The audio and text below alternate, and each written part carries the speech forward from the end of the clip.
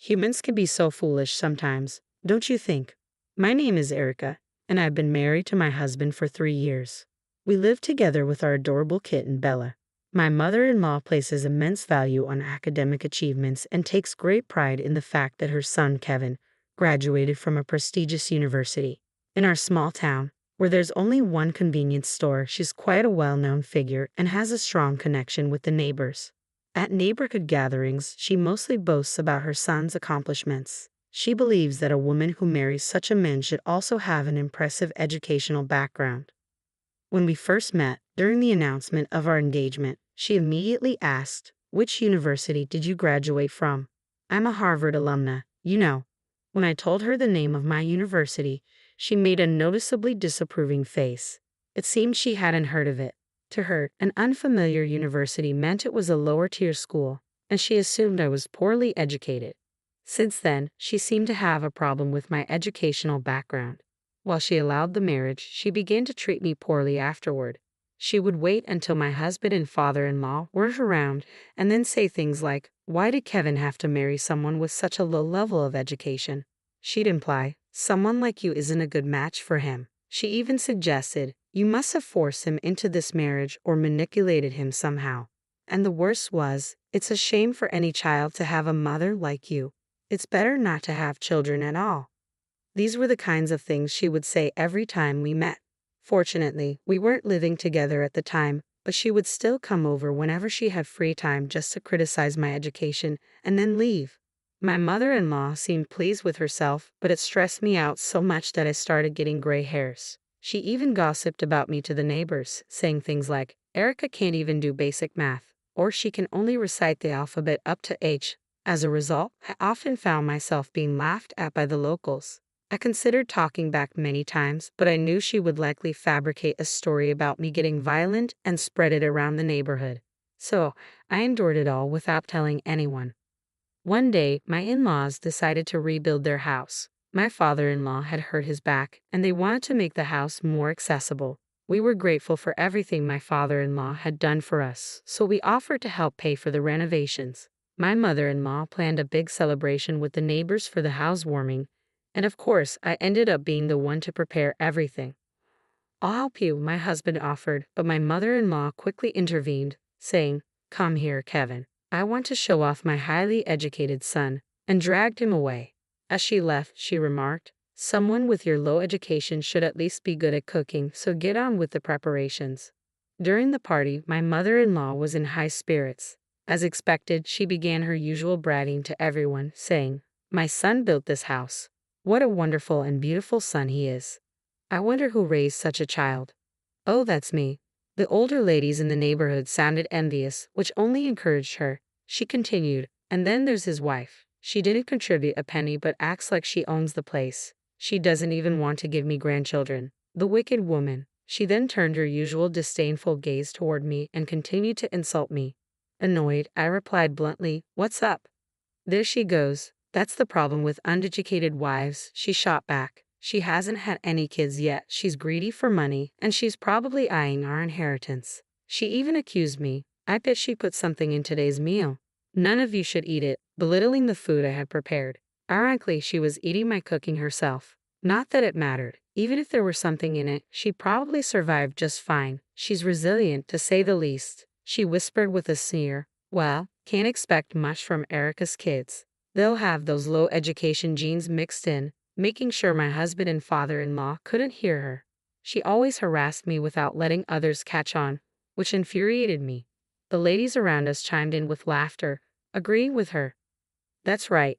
When I glared at them, they awkwardly looked away. I couldn't understand why they agreed with her if they felt bad about it. She wasn't some powerful figure, or maybe she had some hold over them. Even as these thoughts crossed my mind, the stream of insults from my mother-in-law continued unabated. I wondered how long this life would go on. Did I have to endure her bullying forever? For what purpose? Lost in these thoughts, I soon made a decision. "I can't stand it anymore," I suddenly shouted, startling both my mother-in-law and the kitten Bella. "Sorry for scaring you, Bella. I'll give you some treats later," I said to the kitten. Then I turned to my mother-in-law and said, "You hate me, right? You don't want a child born from someone with low education like me, do you?" And who knows what would happen to them after they're born? Maybe they'd be abandoned in the mountains. Oh, scary, scary. What? I would never do such a thing, she exclaimed. And by the way, I expect you to repay every penny I contributed to building this house, I stated calmly. My mother-in-law was visibly shaken by my unexpected words. What nonsense are you talking about all of a sudden? She retorted, her voice echoing through the house. This commotion caught the attention of my husband and father-in-law, who quickly came over to see what was happening. The surrounding guests also looked on curiously, so I decided to seize the opportunity to fully confront my mother-in-law and expose her wrongdoings. What's all the yelling about? My husband asked, clearly alarmed. Listen to this. Erica, who claims she didn't contribute any money, is now demanding I pay her back for the house. My mother-in-law exclaimed, attempting to paint me as unreasonable. All eyes suddenly turned to me. But you said you didn't want a child from me, right? Mother-in-law, isn't that what you've been saying, ladies? I asked the nearby women. Yes, that's true. She always says that, they admitted reluctantly. She said she doesn't want those low education genes, they added. My mother-in-law stood there, stunned by their betrayal, her mouth agape. She probably never imagined they would turn on her. Serves her right. Why should I silently endure bullying from you?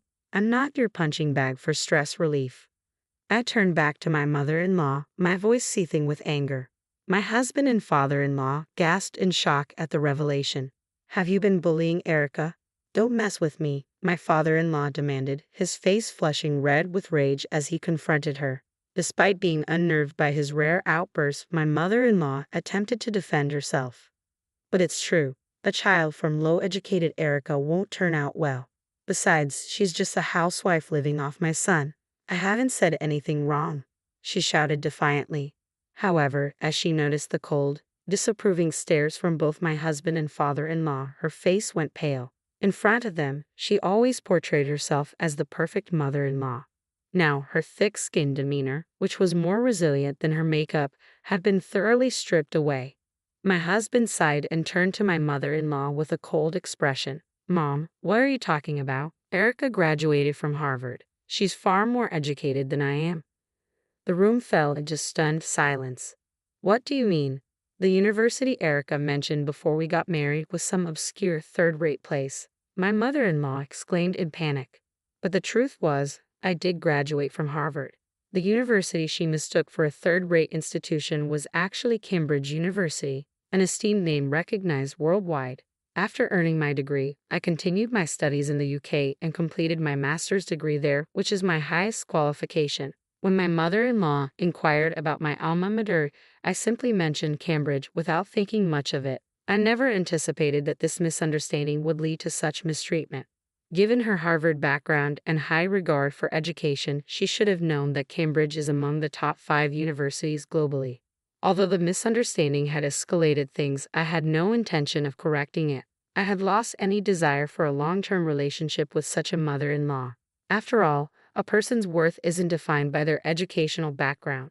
My parents didn't attend college, but I hold them in the highest regard. I hadn't intended to discuss my education, but this was a perfect opportunity to address it. My actions had clearly upset my husband on my behalf. He said, "Listen, this house was funded in part by $100,000 from Erica's savings. Savings you, Mom, looked down upon. How could you insult her like that? And by the way, your college isn't Harvard. It's just a school near Harvard. That doesn't make you a Harvard graduate, Mother.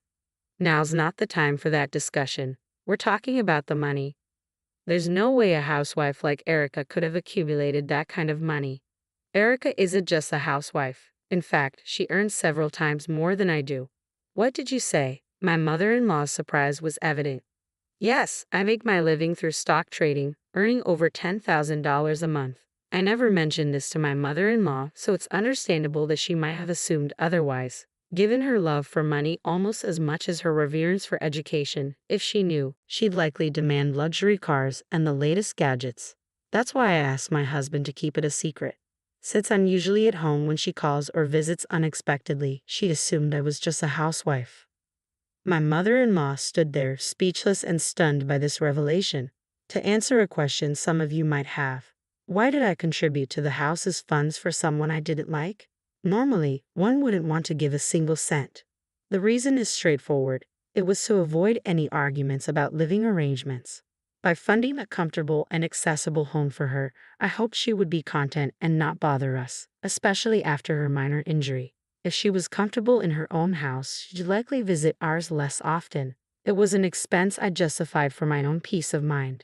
Doesn't that make sense? Now, having fully recognized my mother-in-law as an adversary, I said firmly, I want the full $100,000 back. If you can't repay it, sell the land and house. If that's not feasible, borrow the money from a financial institution. That's outrageous. This house is ours now, and I have no intention of giving you a penny, my mother-in-law declared defiantly. Breaking his silence, my father-in-law shouted, How much longer do you plan to upset everyone around you? Look at the room. Nobody is on your side. My mother-in-law began to cry as my father-in-law berated her, but despite his pleas for her to apologize, she refused to humble herself, her pride too great.